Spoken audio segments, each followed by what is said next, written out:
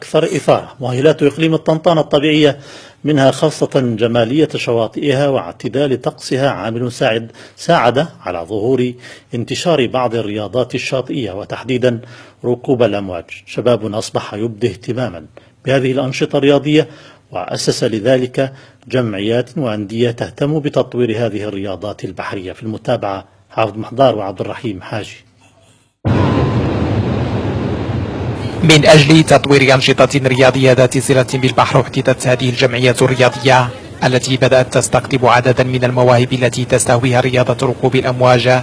طاقات واعدة أخذت عن هذه الجمعية أساسيات الركمجة، حيث يسهر على تأطيرها ثلة من الشباب الذين راكموا تجارب مهمة في هذا النوع من الرياضات البحرية.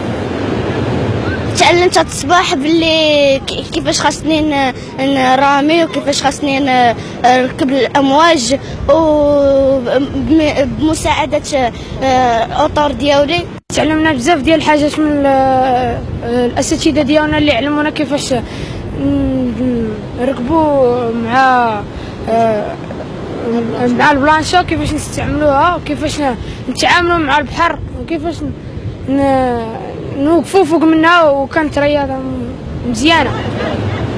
الجمعية كان لها حضور لافت في العديد من الملتقيات الوطنية في ركوب الأمواج، رهانها خلال هذه المرحلة إرساء قاعدة لهذه الرياضة البحرية بهذه المنطقة التي تزخر بمؤهلاتها الشاطئية المساعدة على قيام وتطوير هذا النوع من الرياضات التي بدأت تستهوي شباب الأقاليم الجنوبية.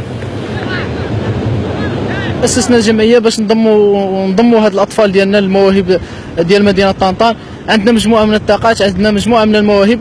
كنشتغلوا دابا على الطاقم او الأطفال الصغار اللي غيكونوا هما إن شاء الله المشوار ديال ركوب الأمواج في المدينة.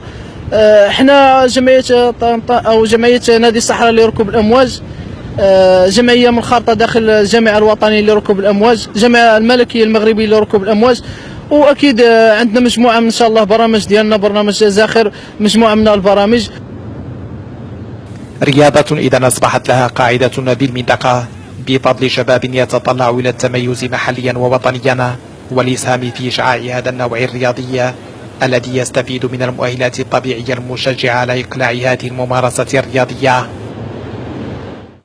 أما الآن فإلى جديد الصحفية الوطنية الصادرة يوم غد في قراءة لمحمد نوار. نستهل قراءتنا بجديد الصحف الصادرة يوم غد الاثنين من يومية أخبار اليوم. وكتبت: توجه الرئيس الجزائري عبد العزيز بوتفليقة اليوم الأحد إلى جنيف السويسرية لإجراء فحوصات طبية دورية وفق ما ذكره بيان للرئاسة الجزائرية. ويأتي نقل الرئيس الجزائري العليل إلى جنيف بعد أسبوع على مرور السنة الثانية من ولايته الرابعة وسط جدال داخلي متجدد حول وضعه الصحي الذي يشغل الرأي العام في البلاد منذ تعرضه لجلطة دماغية مطلع عام 2013 أفقدته القدرة على الحركة.